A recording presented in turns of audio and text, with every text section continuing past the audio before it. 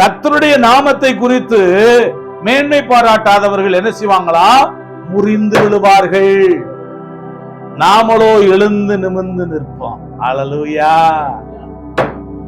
புரிந்து கொள்ளுங்க. கர்த்தருடைய நாமத்தை நம்பி இந்த உலகத்திலே வாழுகிறவர்கள் என்றைக்கும் தலை நிமிர்ந்து நிற்பார்கள்.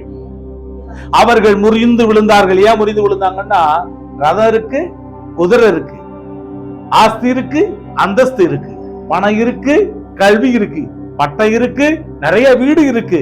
இதையே புடிச்சுக்கிட்டு வாழ்ந்துகிட்டு இருக்கிறவன் ஒரு நாள் முறிந்து விழுந்து போவான். யாரு எழுந்து நிமிர்ந்து நிற்பா தெரியுமா? நீ நிந்தித்த இஸ்ரவேலினுடைய ராணுவங்களின் தேவன் கர்த்தருடைய நாமத்தை கொண்டு நான் உன்னை எதிர்த்து வர்றேன் அப்படின்னு தாவீது போனாரு. நிமிர்ந்து கோலியாத்துக்கு முன்னாடி போனாரு. அவனை முறியடித்து போட்டான். அவன் முறிந்து விழுந்தான். ஆனா தாவீது எழுந்து நிமிர்ந்து நின்னான். காரணம் என்ன தெரியுமா? அவன் கர்த்தருடைய நாமத்தை பிடிச்சு கொண்டான்.